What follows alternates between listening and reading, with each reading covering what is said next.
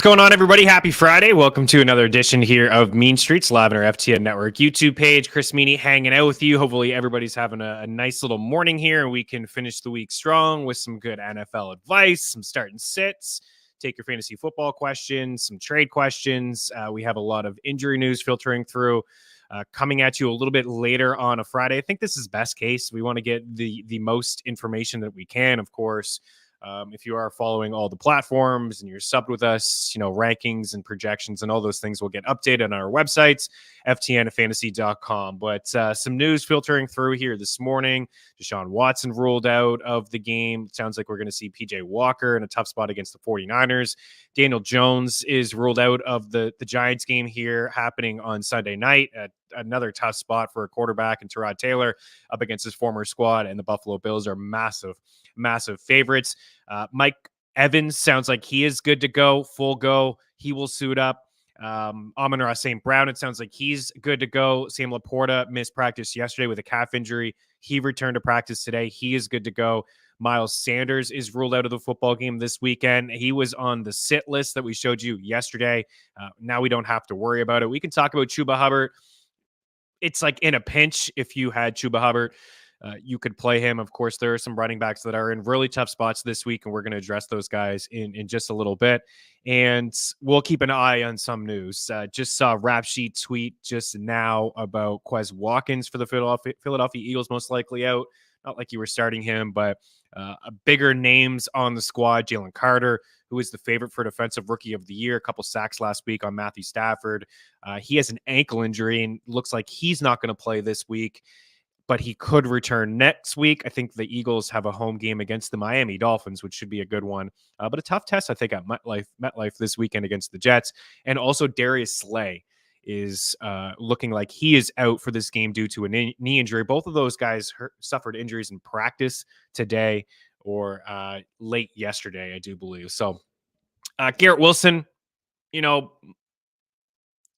been a struggle, but having no Darius Slay will help things just a little bit. It's all about having time, I think, for Zach Wilson this week against the Eagles pass rush, because we did see Reddick come onto the scene. He had a cast on his hand for a little bit, but he had a nice coming out party last week, and he had a big season last year in terms of sacks. So we're going to hit up on some start and sits. We got some picks against the spread for week 6 in the NFL. We have some props for you guys as well. Going to try to call a couple touchdowns. We can look at the DFS slate towards the end of the show. We also have some NHL props for you as well. The shot props have been pretty good.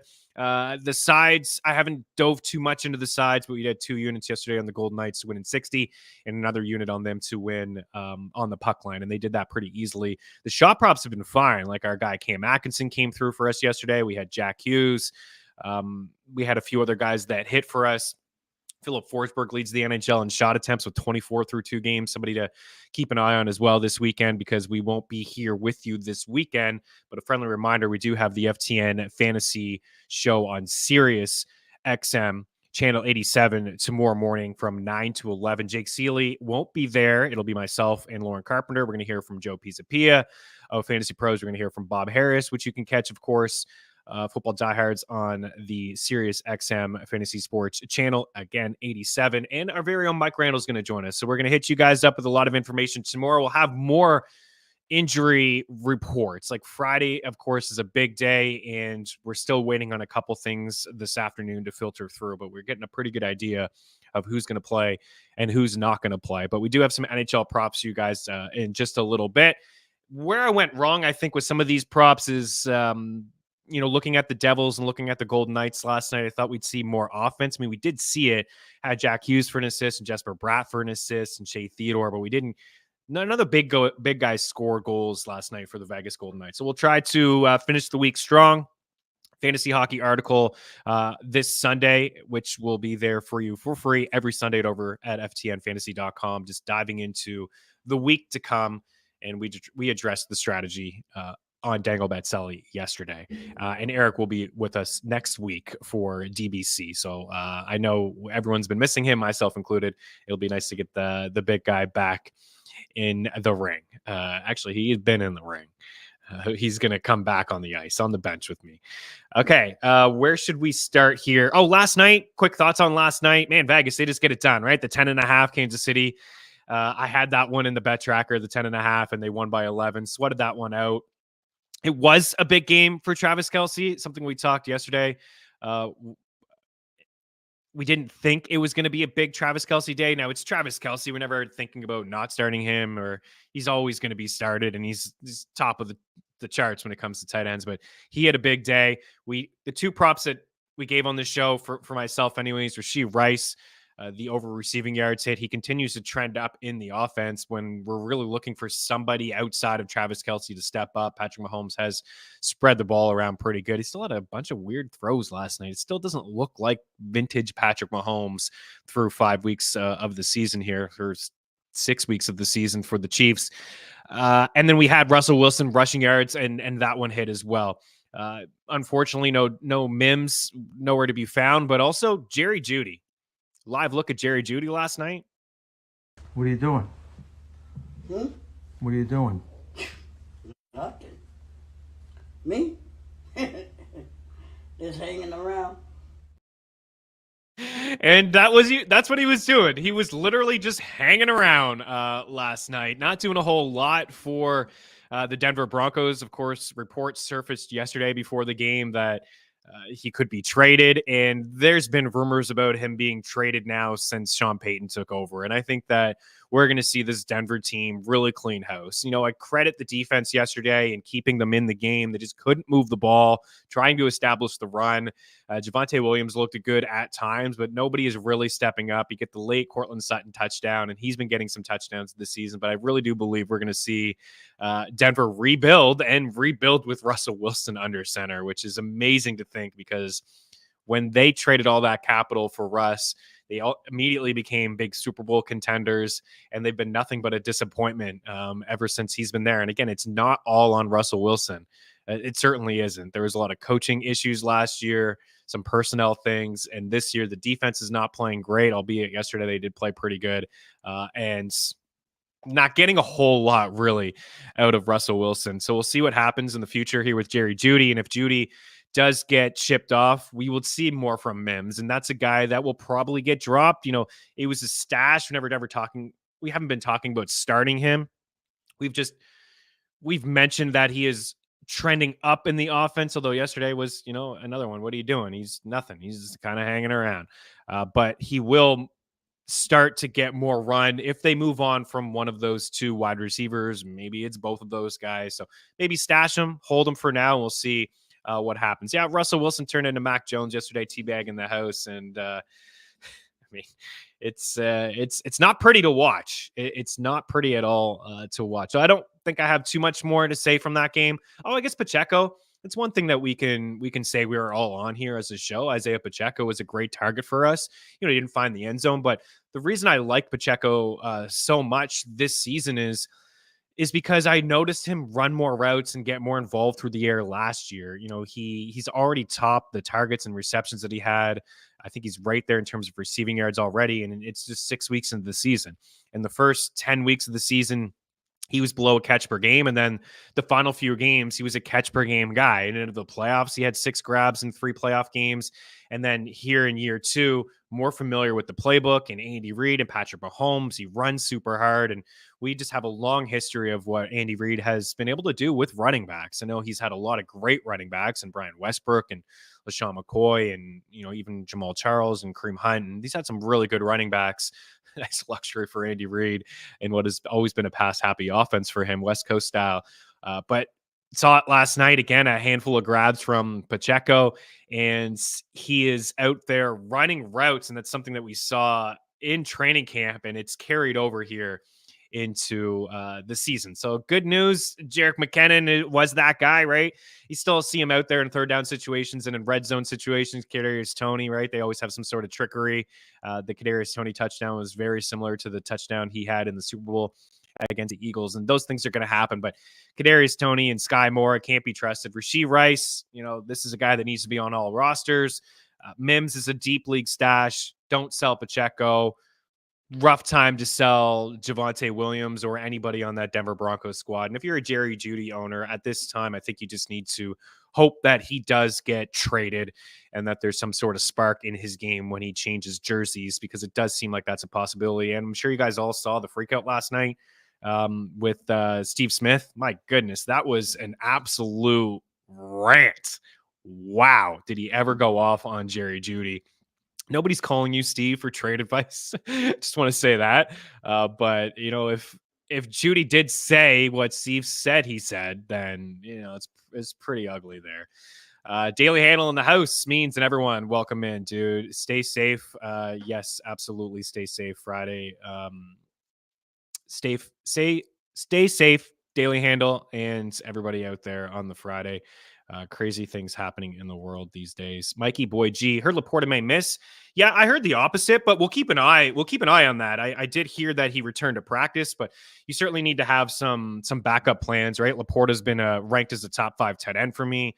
I've been diving into some of his props. I'll stay clear of some of his props this week. I actually do like him to score a touchdown, but we'll keep an eye on the status. Of course, today is a big day, but everything I'm seeing from some reports is that he did return to practice today. So make sure you have seen a little sluggish, George, but make sure we have a backup option for Sam Laporta here. And so a bunch of trade questions here. Yes, we did have Rice. Rice had some yards as well. Yeah, we did. That's one that we got. I don't want to say pretty easily, but we did have the over 29.5 for Rashee Rice and the over on Russell Wilson. So finally some success, right? 2 for 2, because props have been really tough for me. I'm hold myself accountable. I feel awful when I give bad advice and picks and losing cash. So hopefully this is 5 awful weeks, really, in terms of props. No consistency. The sides have been great. The sides and the totals have been really good. The NFL betting show, there's been we record that, myself and Mike Randall. We record that every Wednesday, and I'm gonna lie, I think we've give 3 picks each, and I think I've only had 2 or 3 picks wrong. So pretty happy with how that has gone. But I want to give some better props. We'll see what happens. You got the questions, keep them there. We'll get to them in a second. I am going to start here with some start and sits. We'll save the NHL props in a little bit. We had to make some changes with some of the start and some of the sits. We'll start here because some guys were ruled out that we weren't really feeling. So we'll start here with players in tougher spots in week 6. And these are some players that I would sit. Let's start here with Jared Goff, a road game against the Tampa Bay Buccaneers. 12 fantasy points per game on the road for Jared Goff dating back to last season. 6 touchdowns and 4 interceptions on the road last year compared to 23 touchdowns and 2 interceptions at home. Jared Goff under domes at home, big uptick. On the road, with Sam Laporta questionable here, it sounds like Amon-Ra is going to return, but I really do respect this Tampa Bay Buccaneers defense. They still have some really good players on the squad that won the Super Bowl a couple years ago. Jared Goff, you're starting in super flex leagues, but I think you can find a better option in single quarterback leagues. Sam Howell, he's been pretty good this season. He's among the leaders in fantasy points. He's among the leaders in pass attempts. A super flex play only for me. The Atlanta Falcons are allowing fewer than 200 passing yards per game. They play at a slow pace. They like to run the football, bleed the clock. And I know that Howell has had those passing attempts, but it's been games where they've been blown out early. The Buffalo Bills game comes to mind when the Bills were up significantly and Sam Howell was tossing the ball last week against the Bears. They were down early and tossing the ball. I think this is a game where they can stay competitive. And Atlanta wants to run the football. They want to get in third and manageable situations. And Washington does want to play that way as well.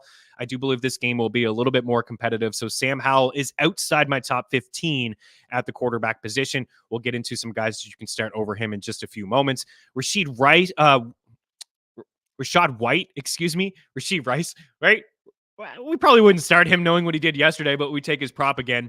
Rashad White, a matchup here against the Detroit Lions. I like Rashad White overall as a player. I think, I really like the usage. There were some rumblings that he would lose his job and Sean Tucker taking it. Rashad White has got a bulk of the carries and a bulk of the touches out of the backfield. And you may not have a better option this week, but the Detroit Lions are only allowing 68 rushing yards per game this season and 3.4 yards per carry.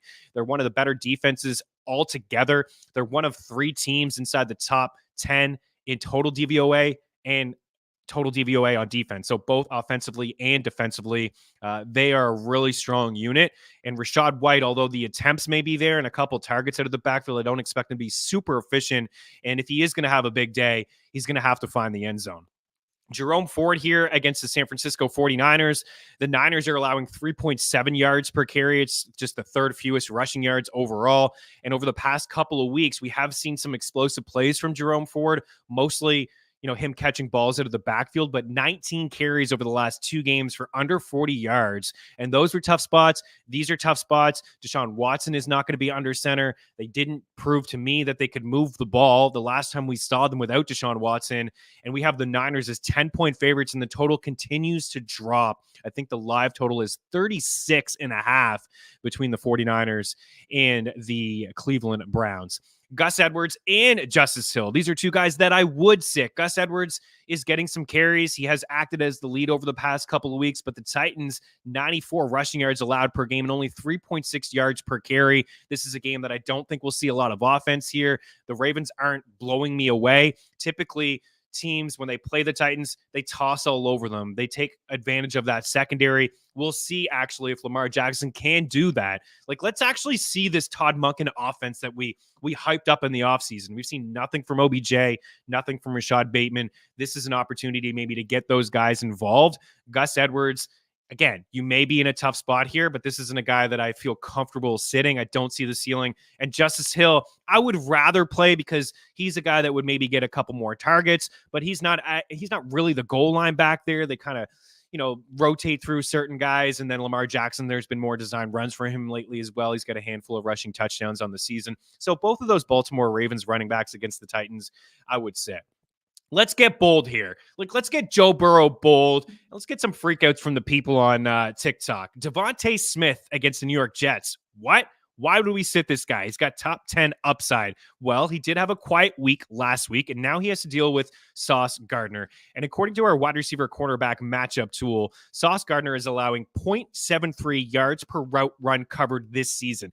I'm not saying to sell or drop Devontae Smith. I've received a lot of questions about what to do with Devontae Smith. He had a quiet week last week. It was a Dallas Goedert week. A.J. Brown is among the leaders in air yards and target share and percentage of the team's air yards, and that's just not going to change. He's going to be the number 1 target for Jalen Hurts the rest of the season. But what the Eagles do well and really well, and how to attack the New York Jets, is to run the football. We've seen some long drives from Philly over the past couple of weeks, 13, 14, 15 play drives, bleeding the clock. And also, the Jets have allowed the most fantasy points to tight ends. So I do believe that this will be another week for Dallas Goedert. I understand that Devontae Smith is a guy that you probably have to start. I still view him as a top 20, borderline 25 wide receiver, but it's a low-end wide receiver 2 this week and a high-end wide receiver 3. This is the lowest I've had him ranked to date. You may need to play him, but look for other options. We'll get to a few in just a few moments. Terry McLaurin, another bold call here. Atlanta only, so far this season, they've only allowed 600 yards to wide receivers. It's the 4th fewest in the NFL, the 7th fewest fantasy points allowed so far to the position. We talked about the potential slow pace in this game. Washington maybe leaning on the run a little bit more. I expect to see a bounce back performance from Brian Robinson Jr. Terry McLaurin is a really good player. Maybe this was just an outlier last week, but the last time we saw the Washington Commanders, when they played Chicago and they were down, I didn't love the usage from Terry McLaurin. I saw Brown on the field. I saw Crowder on the field. I just don't see the consistency at the moment for Terry McLaurin. Love the player, but I'd be looking for other options this week. Who knows? Maybe he'll score and make me look silly. Jameson Williams, not at Detroit. He is actually playing the Bucs here this week, but limited last week. Nice to see him on the field playing a little bit more than I expected, and maybe Dan Campbell let on, but hard to trust in our lineups just yet until we see some, a little bit more. He's going to be very boom or bust this season. Kind of reminds me of Deshaun Jackson. Happy to see him on the field after suspension and coming off a couple significant injuries from Jameson Williams, but not yet worthy of being in our starting lineups. And then a couple tight ends here. Tyler Higbee, Arizona is pretty strong against tight ends. This is a bottom 10 matchup for Higbee. And we saw Cooper Kupp return last week, and that really is going to hurt Tyler Higbee. And Tyler Higbee had a 70-plus catches last season, but that was when Cooper Kupp went down. They traded Van Jefferson, but this is Cooper Kupp. This is Puka Nacua, a little bit of Tutu Atwell. Higbee is not a top 12 tight end. I think he can do better on the waiver wire. And then David Njoku, at this point, he's not even worth starting for sure. And I don't think he's worth a roster spot at this point because this Browns offense is not great. And Deshaun Watson is clearly dealing with something at the moment. So it's going to be hard to trust PJ Walker. Usually these inexperienced quarterbacks get in and they lean on the tight end. I love Njoku as a player. I think he's extremely talented. But we can't be chasing points for David Njoku. So those are the sits. Let's talk about some of the starts here. Week 6 starts. Some of these may be pretty obvious, but these are guys that I would start with confidence in week 6. And we'll talk about Kirk Cousins here off the top. I know that he has been dropped in leagues. There's been some questions. Should I move on from Kirk Cousins in Superflex leagues? Because life without Justin Jefferson begins this week for the Minnesota Vikings. And I say, you know what? Kirk Cousins is going to be fine. The Chicago Bears have allowed 286 passing yards per game. It's the second most. They've also allowed the second most passing touchdowns. And I do believe this game is going to be high scoring, believe it or not, right? Without Justin Jefferson there. And on the other side, we've seen some really good things from Justin Fields and DJ Moore over the past couple of weeks. TJ Hawkinson is a baller. We're going to see an uptick here in Addison and KJ Osborne. So we are rolling out Kirk Cousins. He's a top 12 quarterback this week. Dak Prescott. I've had nothing positive to say about Dak Prescott and the Dallas Cowboys offense. They haven't shown me a whole lot. Week 1, it was their defense. Week 2, it was their defense. Week 3, they struggled, especially inside the red zone in a loss in Arizona. They got blown out by the 49ers. There was nothing really there to see either. And their defense got them a win against the New England Patriots.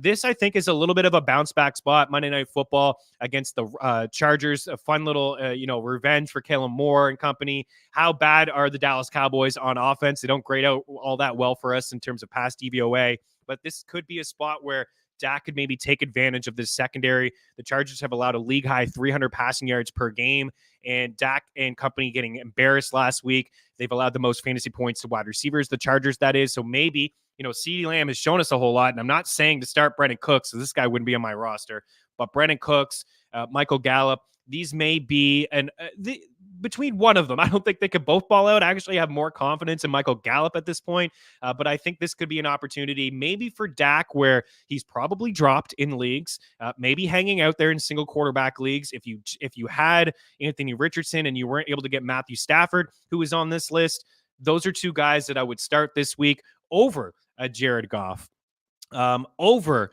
let's see, Sam Howell, even a Brock Purdy, because I do have respect for that Browns defense. And I know Brock has been fantastic, but the spot on the road is tough. And for Stafford, 4th in passing yards, he's 2nd in attempts. You got Cooper Kupp back. I mentioned Watson going down and Anthony Richardson going down. Puka Nacua is a baller. They're 7-point favorites here at home. He doesn't have the same sort of rushing upside as a lot of these other quarterbacks in today's world, but Matthew Stafford is slinging it, and he's got his old boy back, and that's good enough for me. Jonathan Taylor and Zach Moss. I would start both of these guys. Hopefully don't have them together. We wouldn't suggest starting them together on one team. And that is a possibility that you would have them both on one team. If you do have them both on one team, I am going to lean here with Jonathan Taylor. I have him 2 spots ahead of Zach Moss, just outside the top 20 at the running back position. Zach Moss, 80% of the snaps in week 5, 23 carries, almost 200 yards. He scored twice. He's catching balls out of the backfield. He's looked really good for the Colts. And I don't think that they can completely ignore what he's doing. Jonathan Taylor only played 16% of the snaps last week. That was expected. You're expecting to see an uptick from Jonathan Taylor this week. More snaps, maybe a couple catches out of the backfield, and certainly more touches and more carries. It's an okay spot against Jacksonville. Gardner Minshew is one of the better backup quarterbacks in the NFL. He can move the ball a little bit better than Anthony Richardson. We know that Anthony Richardson has been stealing some carries from Zach Moss, especially inside the red zone. Should the Colts get to the red zone inside the 10, inside the 5, I do believe that the guy that they will give the ball to will be Jonathan Taylor. So maybe a little bit of time to get going. He missed some time last year. He wasn't really with the team in camp and things like that. So I would expect this to be almost a timeshare between both of these guys. And if you're wondering about Zach Moss, I think you start him and you take the upside there with Jonathan Taylor. James Cook against the Giants.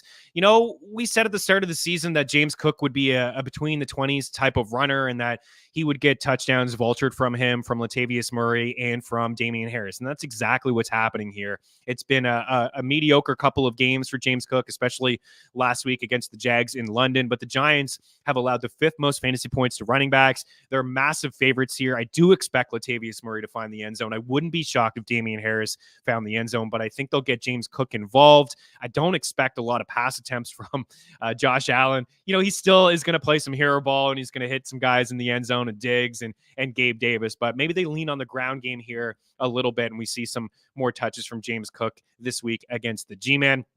Ramondre Stevenson is on this list, and Ramondre Stevenson has been a sit over the past couple of weeks. The New England Patriots have been awful in terms of run blocking and pass blocking, one of the worst marks in the NFL. But this is a game where I think they can stay competitive. Bill Belichick has a history of owning his former colleagues, and Josh McDaniels hasn't been really impressive as a head coach so far this season. So maybe they can stay competitive. The Raiders have allowed the 10th most rushing yards to running backs. They've allowed 24 grabs to running backs. This look like it's turning into a bit of a timeshare should the Patriots get inside the red zone, because we haven't seen a whole lot of red zone plays from New England over the past couple of weeks. They got shut out last week.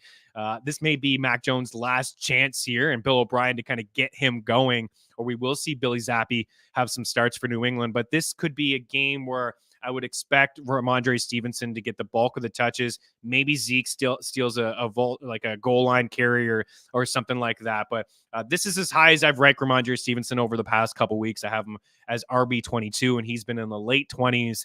And I'm not saying to go buy him, but Ramondre Stevenson over some of the guys that I talked about earlier that are in tough spots. The 2 Baltimore running backs, Jerome Ford, Miles Sanders is already ruled out, but that was a guy that I would start over Miles Sanders as well. And then Deontay Foreman's on this list. And this one may be, pretty obvious if Rashawn Johnson does sit out. He's yet to pass concussion protocol. Khalil Herbert is very doubtful for this game. It's a high total. We haven't seen a lot from Foreman. He's been inactive a couple times, but what we have seen from Foreman over the past couple of years is, when he is healthy and he's the guy, he is the guy. He's getting a lot of the touches out of the backfield. He can catch a couple passes. He can, run one in on short yardage. And I know that Fields can call his own number as well. But what I will say is if Rashawn Johnson is active, he would be the guy that would start over Deontay Foreman. I would consider Foreman as a flex, but he is outside my top 30. But if there is no Johnson, then we can roll out Deontay Foreman as getting a big bulk of the touches there.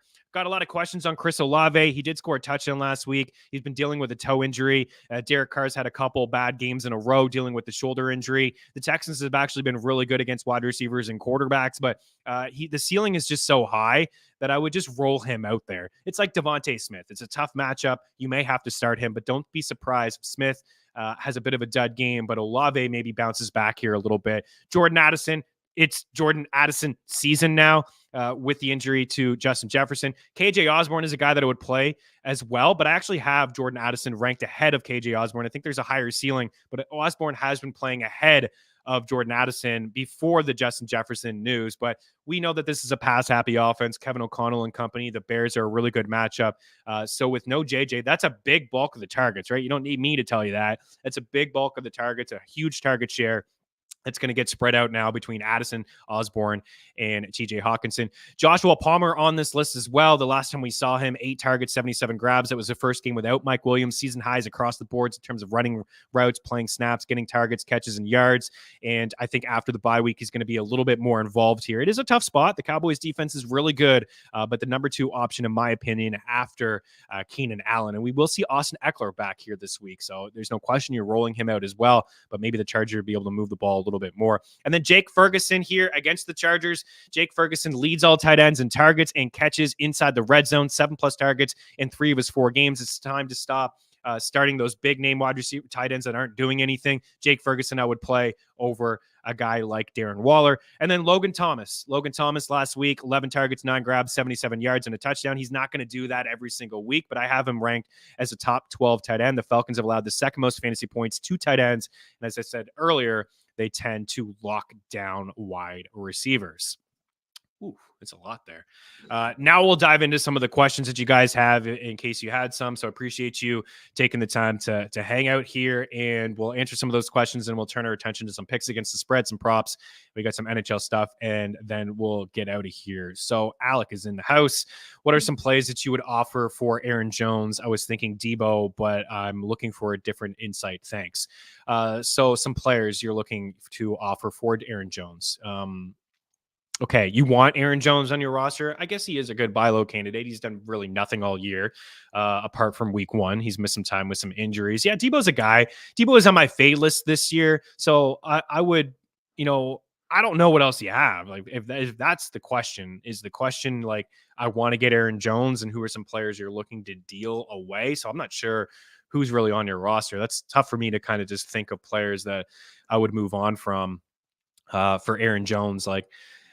KJ Osborne, like these hot waiver wire pickups, I would move on from any of them. Like, you're not going to be able to get AJ for KJ Osborne right away, but maybe you could package KJ Osborne and somebody else for Aaron Jones. Like, off the top of my head here, it's really tough to think of sell high candidates. The thing with Debo is, I believe the outlier season was the 1 year he averaged 18 fantasy points per game. Was the season before they got CMC. Everything else has been 10 per game, and he doesn't get as many rushing attempts inside the red zone and things like that. I'm looking at wide receivers up at the top, maybe that have been awesome that I don't believe in, and all of these guys I believe in. Like, I wouldn't sell Thielen because of the volume that he's getting. I like Nico Collins. It's one thing that we had on this show correctly. We believed in the breakout. We like George Pickens over Deontay Johnson all off season. Of course, the injury happened, but Pickens is the guy that I would rather have, so I'm keeping him.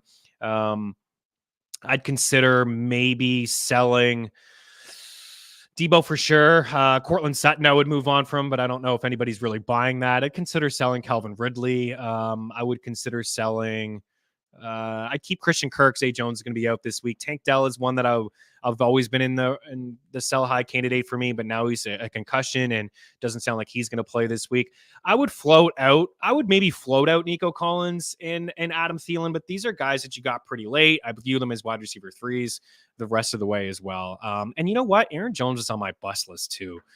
So I don't know how aggressive I'd be in grabbing him. And it's not because I liked AJ Dillon. I just didn't think it would be the same sort of offense and they're playing at a slower pace, and we haven't seen Love as accurate, of course.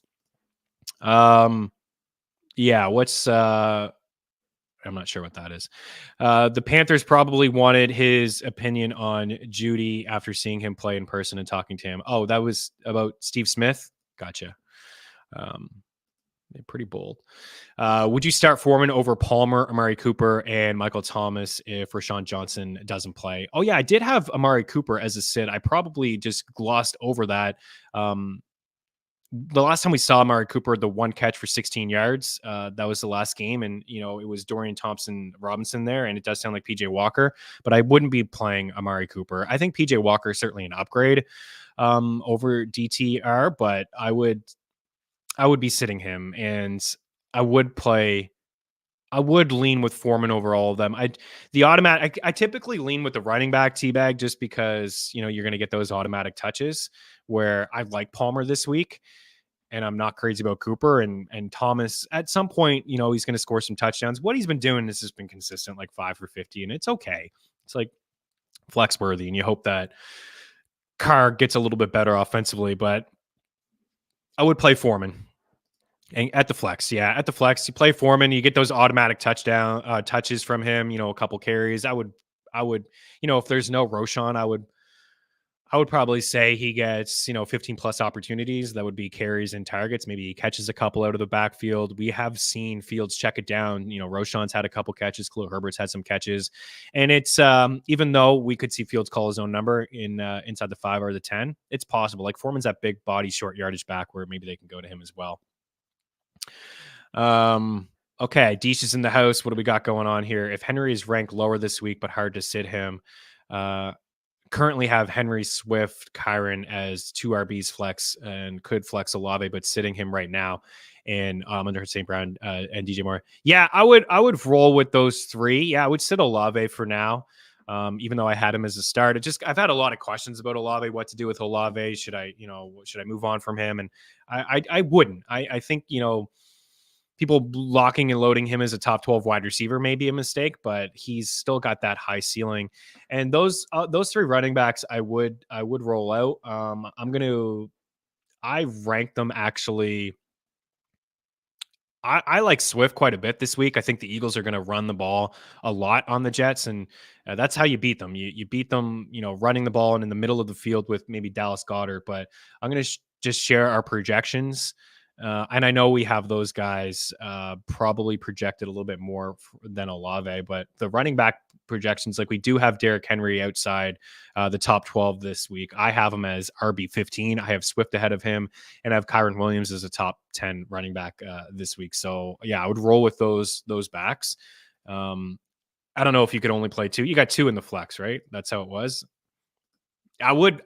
It's tough to sit Henry over those 2 guys, but that's kind of where I'm at, man. Like Spears is getting more touches. The Titans' offensive line is awful. It's the Ravens here. He has the higher ceiling of the 3, right? It's how you want to play it. Henry just one of those guys that would kill you if you sit him and he goes off. Absolutely, that one would be tough. If you wanted to play him over Kyron, I would consider that.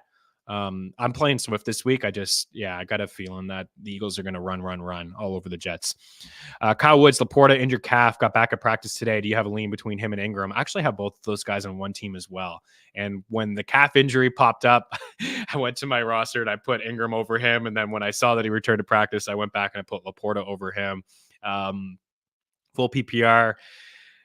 You know what? They're so close, dude. They really are so close. They're always neck and neck in my rankings.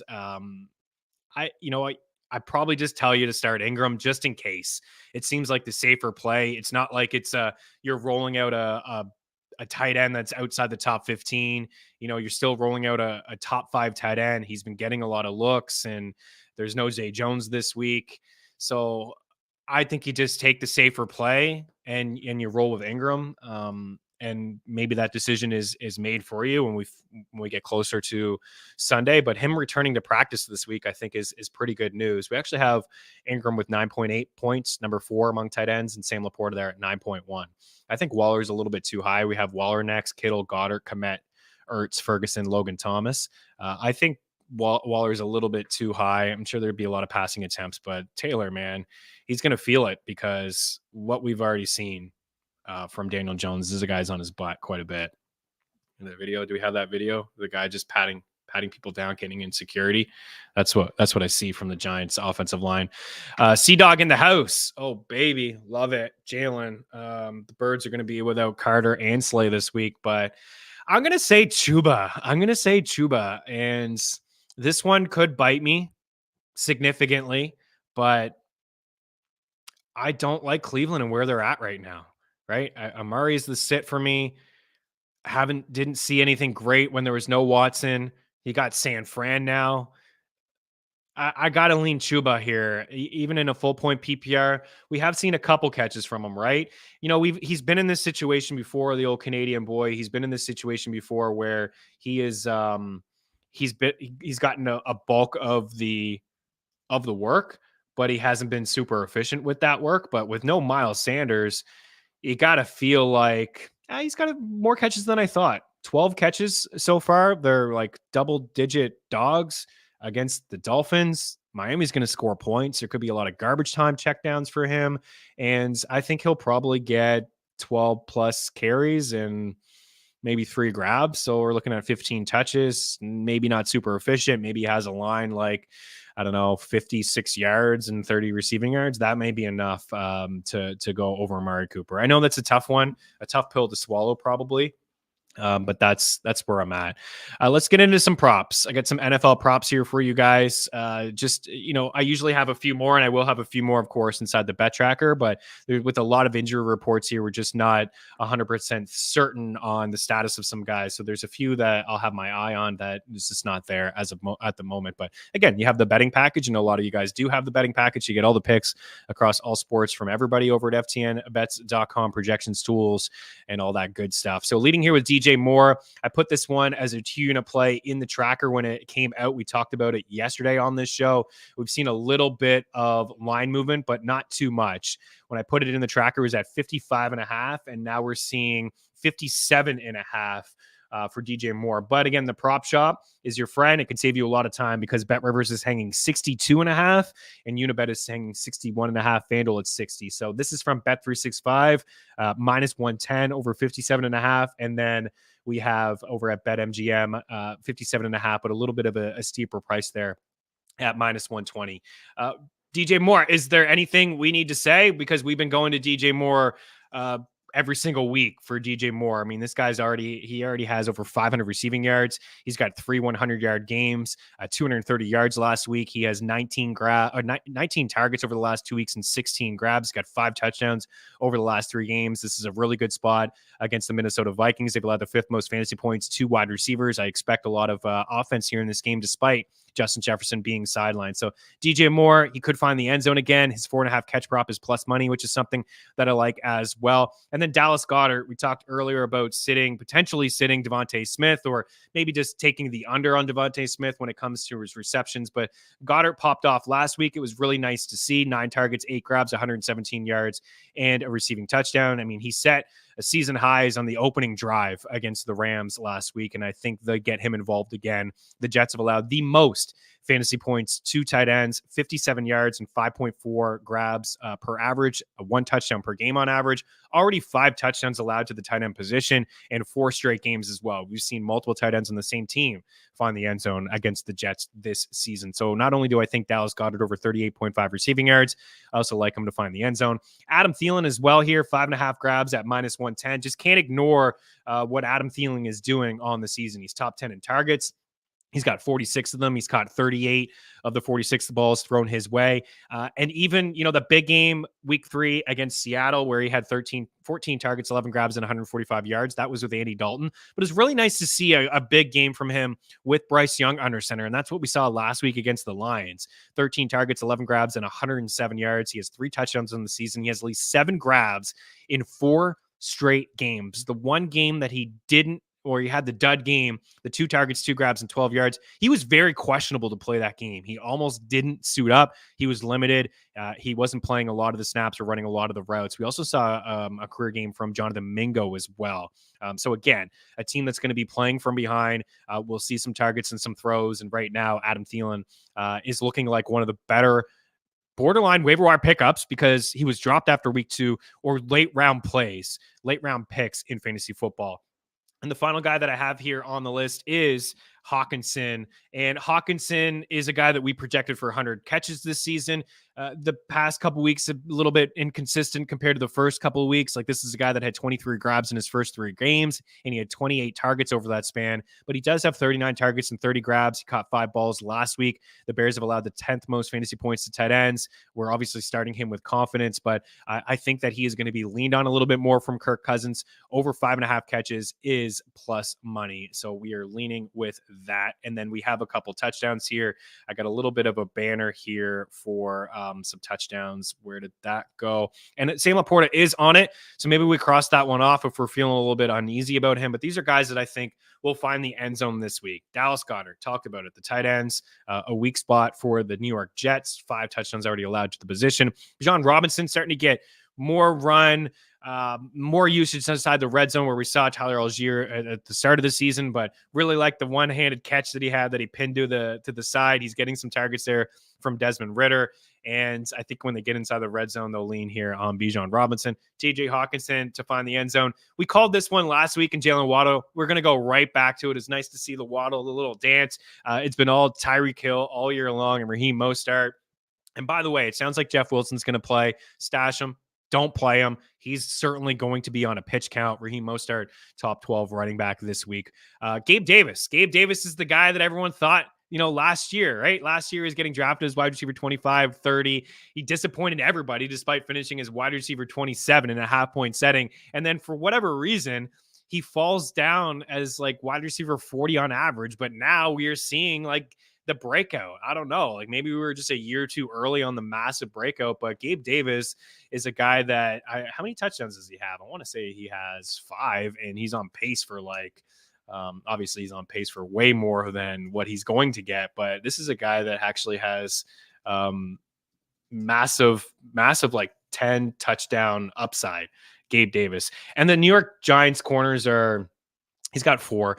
New York Giants corners are inexperienced, and I think that they will run the ball this week. And then the Bills are always pass happy. I'd love to see more balance in their offense to take them seriously.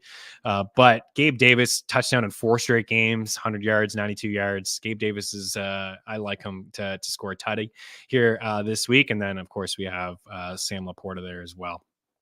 Okay, we have one more question.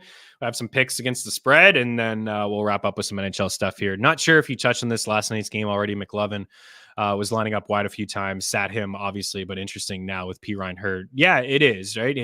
It turned into a crowded backfield where you couldn't trust any of those guys yesterday.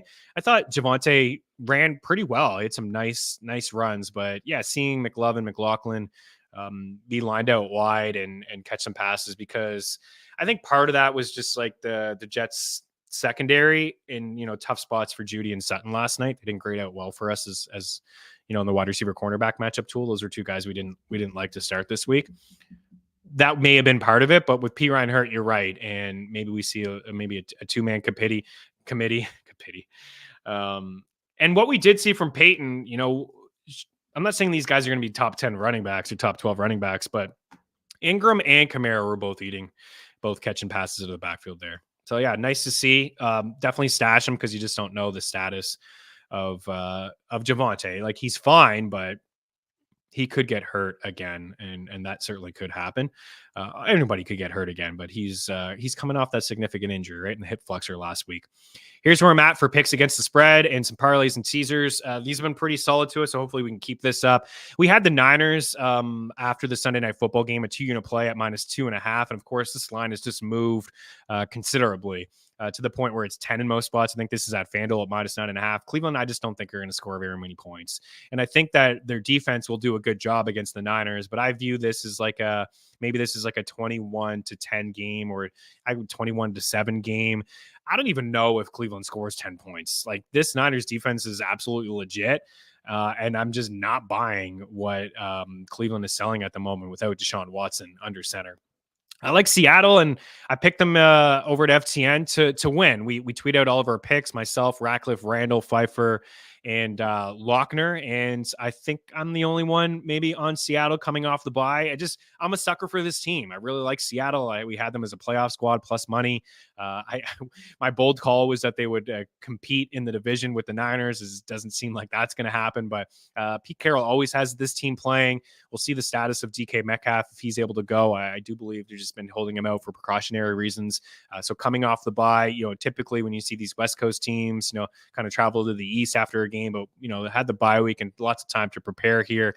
So taking them +3, but I also think that they are live as dogs here. The Titans +4.5. As I mentioned, I just haven't seen anything that I've liked from Baltimore offensively. Like OBJ, what are we doing with OBJ and Bateman? Like, I don't even know if these guys are worthy of roster spots. And as you see, it's not on the board, but I do like the under 41. I gave this on the NFL betting show. These are 2 teams in the top 10 in terms of rush percentage.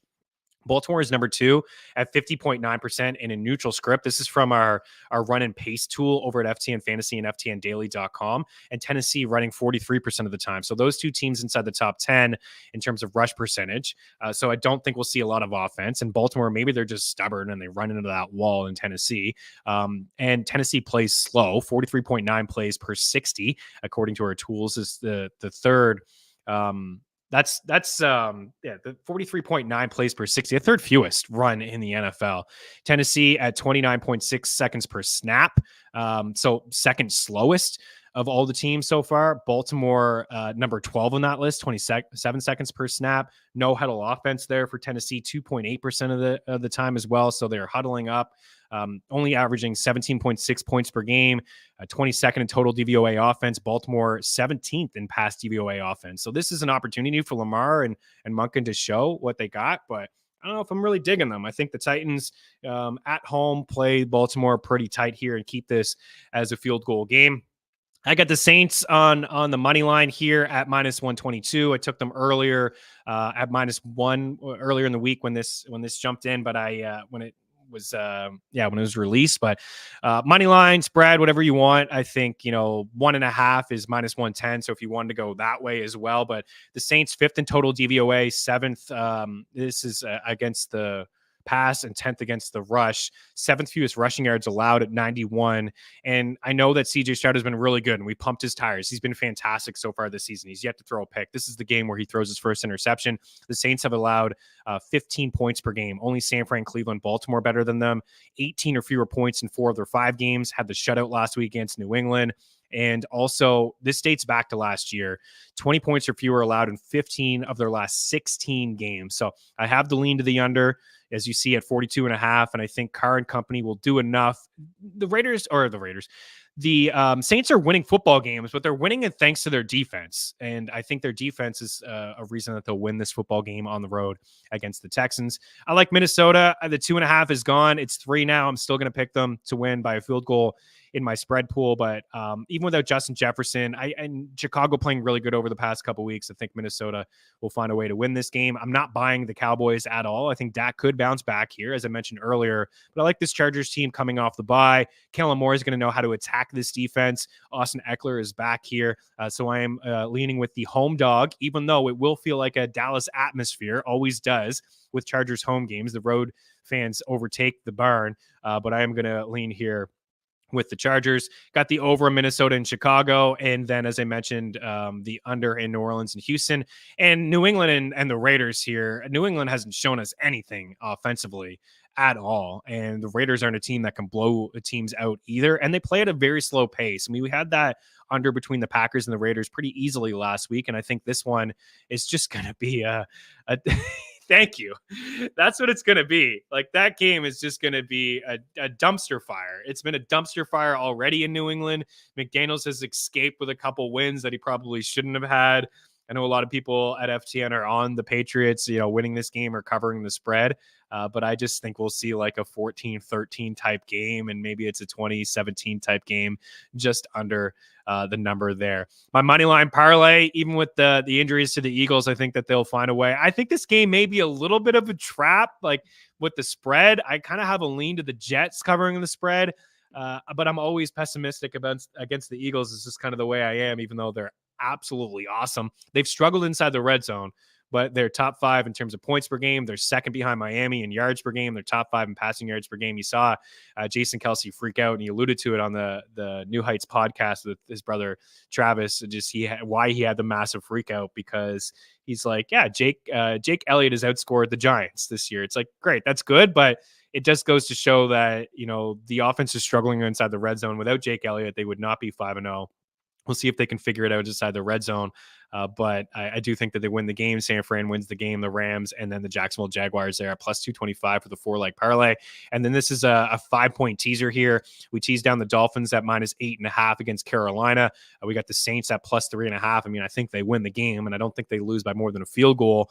We have Seattle at plus 7.5. We have San Fran at minus 5, the Rams at minus 2, the Birds at minus 1.5. Those are the Eagles birds, not the Falcons birds. And then we have Buffalo here at minus 10 at 8-1. A lot of picks, a lot of spreads, totals, and I think we are good on the football talk. If there's any other questions, I'm going to turn my attention to. Yeah, we did the Jerry Jeudy. We're going to have some fun on this show, the Jerry Jeudy. Should we do like the NHL props? The NHL props are actually like more times they're better than bad, but Sometimes maybe good, sometimes maybe shit. So I guess that's going to be a tradition for us here on Fridays. We get a good kick out of that, and then we have some positive. We had some feedback last. Someone was listening to the podcast, and they heard that, and they wanted to know where it was from. I just told them to hop on over to our YouTube page. We'll drop that one for you guys consistently on Fridays. But hey, I have confidence in the NHL props. The NBA ones or the NFL ones have been kind of hit or miss. Sometimes good, sometimes shit. So here we go. NHL props, only a 2-game slate here tonight. We're going to take care of you tomorrow with a massive Saturday slate. And of course, we'll have the fantasy hockey article there live for you. So Pittsburgh and Washington on the slate. I do have a lean to the over 6.5. The Caps are going to play their first game here. Sidney Crosby against Alex Ovechkin. Always a fun atmosphere when those two guys suit up. But we're going here with Brian Rust over 2.5 shots. We like him to pick up a point. He's not on that first power play, but he is playing on the top line with Sidney Crosby and Jake Gensel, because I think we'll see some offense between the Capitals and the Penguins. Hopefully he does fall into a point here. Over 2.5 shots is plus 105. In game number 1 on the season, he had 7 attempts and 5 shots against the Blackhawks. We have John Carlson here. John Carlson missed a lot of time last year with a significant injury, but this is a guy who likes to shoot the puck. He's on that first power play. And, teams with it's easy to say Ovechkin all the time, but he's juiced at over 3.5, minus 160. Pittsburgh knows all about Ovechkin, and on the power play, they tend to shadow him. So maybe it takes a power play to get a couple of shots here from John Carlson, minus 125 for a point. He is plus 155, I think, for an assist, which I think is pretty good value as well, because if Carlson's going to get a point, it probably comes via the assist. And then we have this isn't a same game parlay, just an overall parlay from DraftKings. We have Sidney Crosby over 2.5 shots, which is juice. So we're taking him in a parlay with our guy, Jack Hughes, who a good start for Jack Hughes. We took a couple long shots at 16-1 for him to win the Rocket Richard Trophy, for him to win the MVP. Of course, we don't want to see Connor McDavid go down, but most likely that would have to happen, or McDavid would just have to have like a really down year where he just has like 110 points and Draisaitl has 110 points and Hughes finally hits the century mark and has that breakout season that we all expect him to have. But 2 goals from him last night. He had 4 shots on goal. When the Devils were struggling, he just overtook himself. So over 3.5 shots at plus 106. Or plus 64, 164.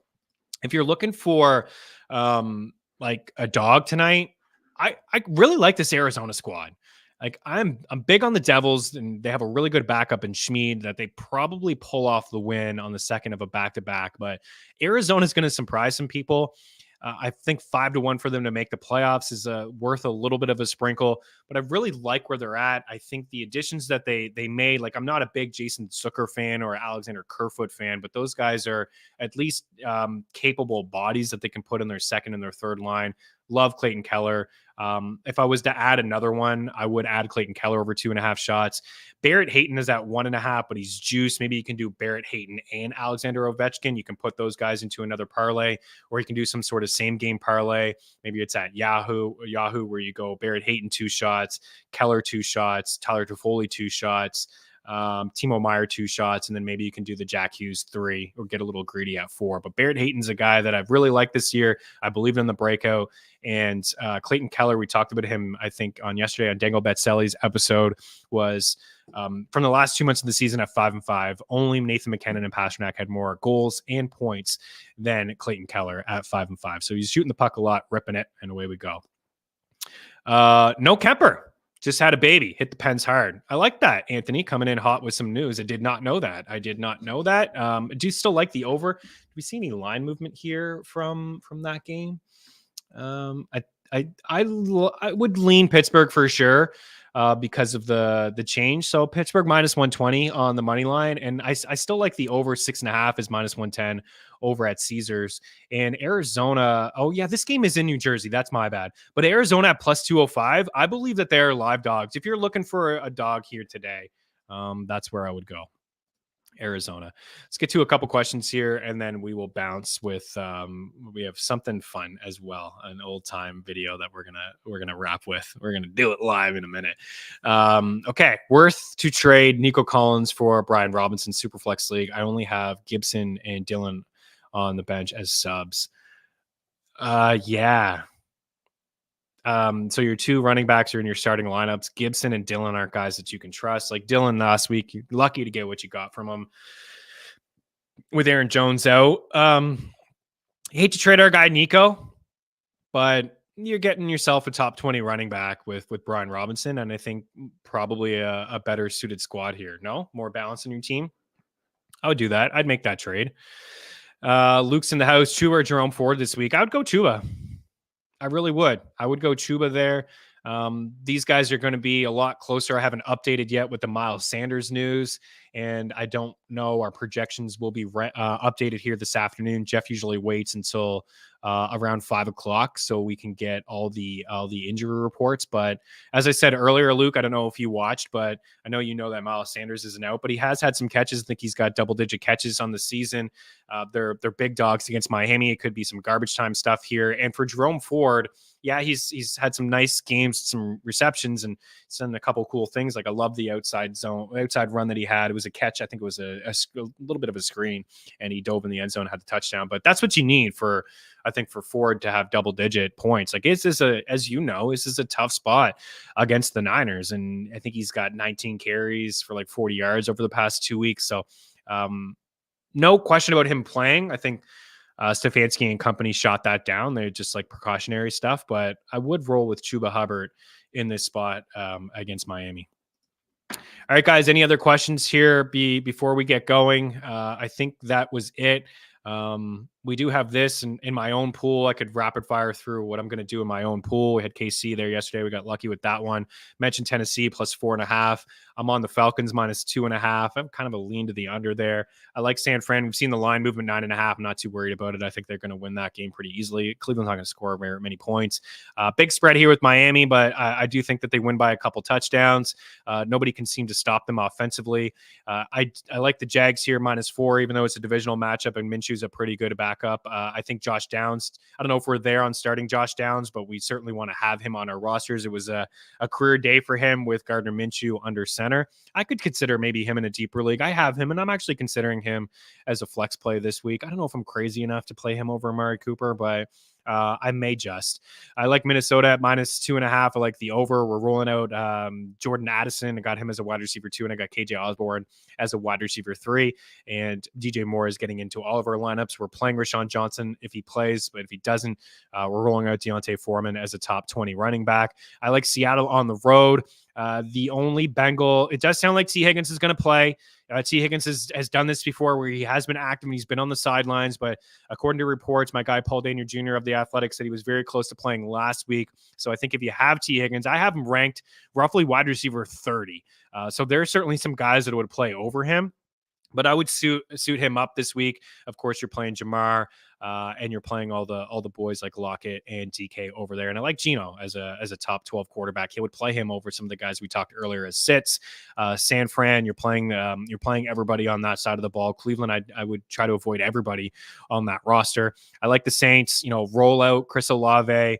Michael Thomas is a flex play. Alvin Kamara is definitely getting in there. I'm in a 2 tight end league, and I played Foster Moreau last week, and he had a touchdown. So if you're that desperate, no Juwan Johnson again. And Dalton Schultz had a great game last week. The Saints have been awesome against tight ends. In fact, they've been one of the better teams against tight ends over the last 3 or 4 seasons. You could be in a tough spot. I could see you playing him.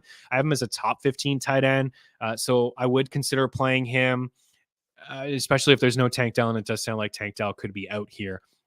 But I think CJ Stroud will struggle against the Saints. I have Ramondre as a play, as a bounce back, a game that can be competitive. You can run on Las Vegas. They've given up some catches to running backs, but he is still like RB 22, 23 here. Josh Jacobs is getting out there. Love Jacoby Myers. I actually overlooked Jacoby Myers in the start section, but he actually grades out extremely well for us. He's going to be up against JC Jackson, and JC Jackson has allowed 2.056 yards, actually 2.05 yards per route covered, which is the 6th most out of all the corners that are playing this week. I know he's back in New England, but he hasn't been the same type of player over the past couple of years. And Bill Belichick does a great job of taking away the opposing team's best player. So I'm starting Devontae Adams, but don't be surprised if it's a quiet week. And Jimmy G's shown us that he's only throwing to 2 players. It's Adams and it's Jacoby. So I am playing him, and I'm playing no wide receivers on New England. And I don't even care about Hunter Henry, but he could score a tutty. Amon-Ra, yes. Josh Reynolds in a pinch. Jared Goff is a sit for me this week. I like the Bucs. I don't like Goff on the road. And if Sam Laporta does play, you play him. But if you have an option like Kyle did in Ingram, you play Ingram over him. Mike Evans sounds like he's going to play. You play him. You play Godwin. Try to find a different option. If you have Gibbs, don't think he'll suit up. Or if you have Rashad White, Arizona, I'm playing Amari Desperado. I am playing this guy as a top 25 running back. I think he'll get a lot of the touches and some catches out of the backfield. Kyron, you're playing the 2 wide receivers in Cup, and Nakua you're playing, and then Tyler Higbee. I look elsewhere. This is a bottom matchup for him, and I expect fewer targets and usage there with Cup fully back. I mentioned Devontae Smith there. Excuse me.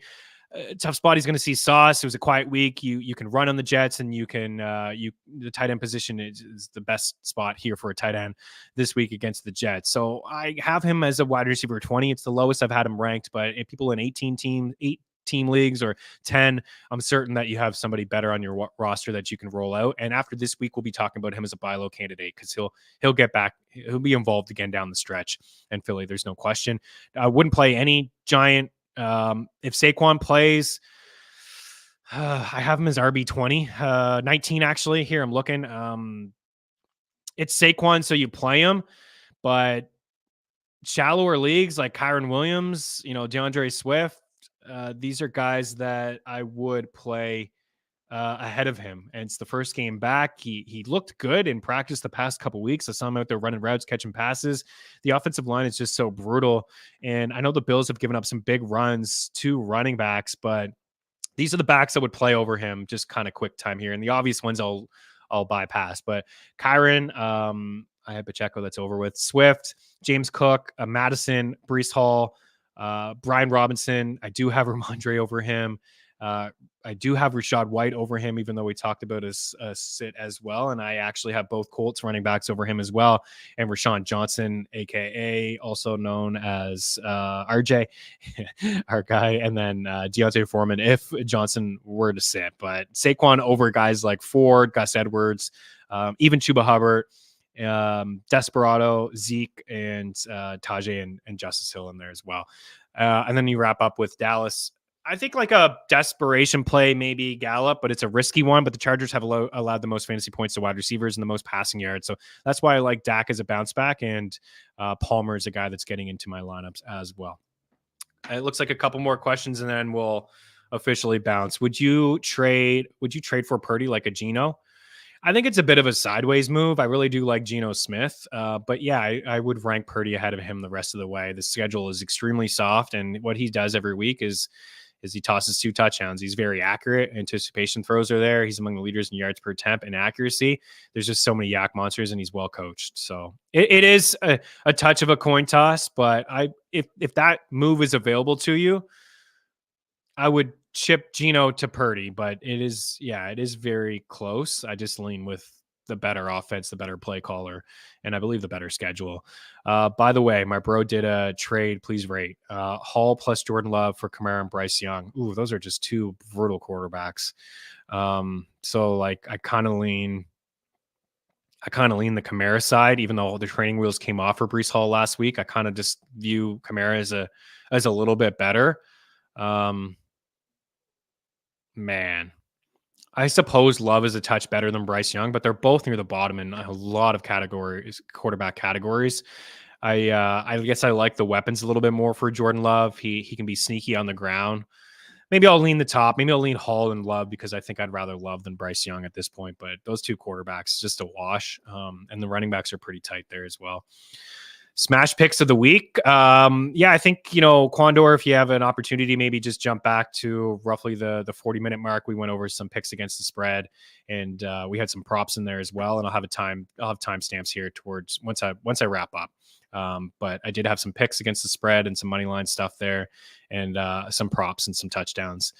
Ayuk, Lockett, or Pittman? Must be nice to get some good options here. I would say Ayuk, and then I would lean Pittman over Tyler Lockett. But I think our projections say that as well. Ayuk is just the man. Like I was always team Ayuk over Debo. Debo's a really good real life wide receiver. We have Ayuk for 11.8 fantasy points. It's just outside our top 12. And then after that, I do believe we should have Pittman ahead of Lockett. We do. We have Pittman ahead of Lockett. And what's the projection for Lockett? Actually, we have Ayuk at 11.8 and Pittman at 11.6.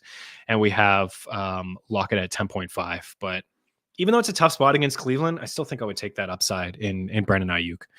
And then Ridley or Taylor. Ooh, good question. I think I would play Ridley. I think I would play Ridley. He's really struggled with drops. No Zay Jones. Trevor Lawrence coming off his best game, first 300-yard game.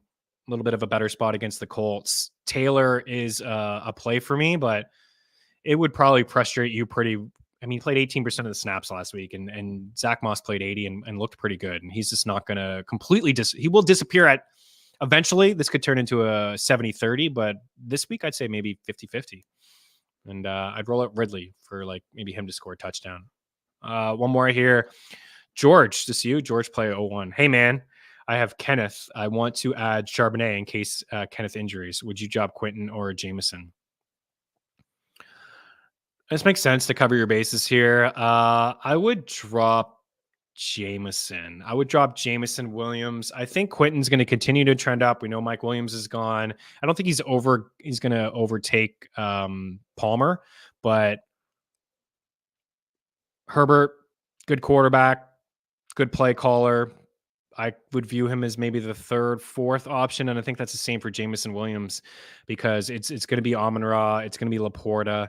They like to run the ball with Dave Montgomery. Eventually Gibbs will come back and get a couple catches here and there. And Josh Reynolds has been pretty good, man. Like that's Goff's guy dating back to the Rams days. So going to be too inconsistent, both of those guys probably.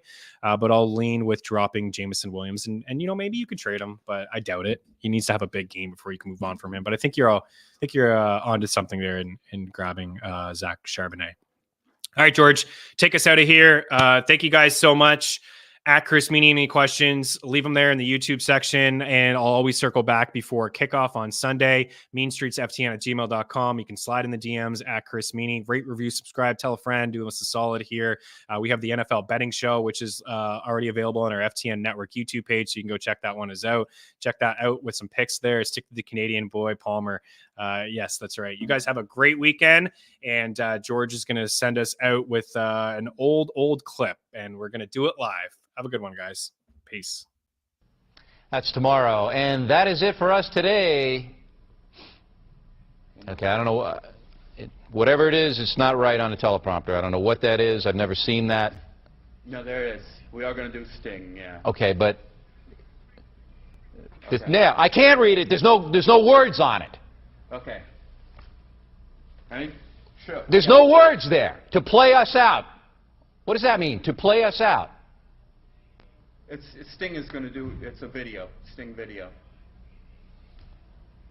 What is for credits? I don't know what that means. To play us out. What does that mean? To end the show? Yeah. Yeah. All right, go. In 5, 4, 3. That's tomorrow, and that is it. Okay. In 5, 4, 3. That's tomorrow, and that is it for us today. And we will leave you with a. I can't do it. Okay. We'll do it live. Okay. No. We'll do it live. Fuck it. Do it live. I'll write it, and we'll do it live. Right. Fucking thing sucks. In 5, 4, 3. That's tomorrow, and that is it for us today. I'm Bill O'Reilly. Thanks again for watching. We'll leave you with Sting and a cut off his new album. Take it away.